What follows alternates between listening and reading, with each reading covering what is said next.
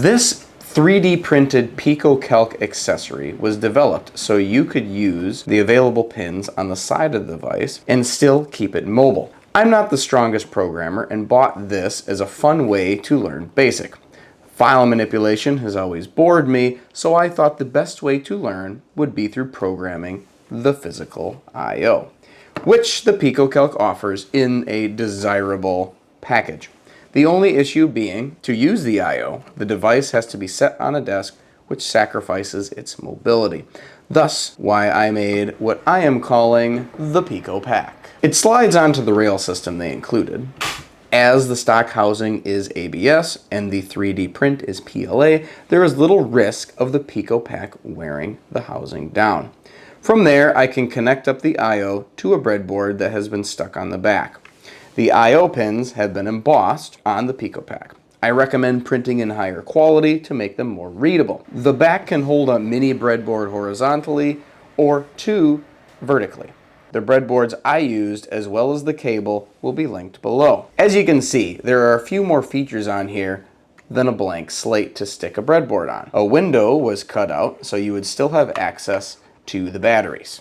Standoffs have been included, so it could be laid flat, assuming you don't have the back filled with a lot of electronics. The front stand is present to help prevent tipping while stood upright. It was placed in such a way as to not interfere with typing. Speaking of typing, the finger grips were included to enhance that experience. It now feels like I am gripping a controller. This addition makes the PicoCalc completely fill my hand and really adds to the stability while on the go. Hopefully, you are already sold and want to print one for yourself. The STL is available on Thingiverse for free. When you slice the model, be sure to print it in the orientation I have shown, with a few supports added.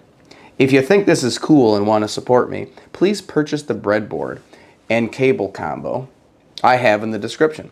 Those are affiliate links, and I get a small commission for each sale. I will also link the Ender 3 printer I used to print this project. There are a few things to keep in mind when using your easily accessible breadboard, mainly the hardware limitations for what the PicoCalc can do.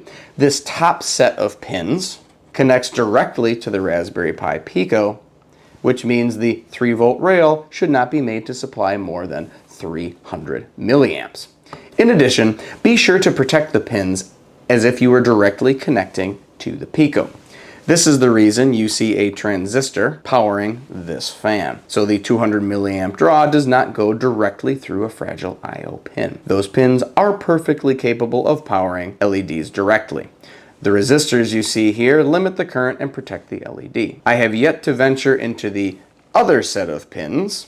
According to the documentation, this set is the connection to the PicoCalc motherboard, which gives access to the keyboard and USB port. I am curious about this other 3-volt rail. Is it a separate supply capable of supplying another 300 milliamps, or is it tied into the first rail? For now, this first set of pins is more than capable of doing what I envisioned. In addition to this RGB fan combo, I have been dabbling with a 7-segment LED. Unfortunately, there are only 6 I/O pins, which means I would need to integrate a driver to control each of the 7 segments. What I have this set up to do is display which of the 3 internal programs I have loaded. When saving the program, you need to reference the slot to save it into. A quick look on the back helps me out.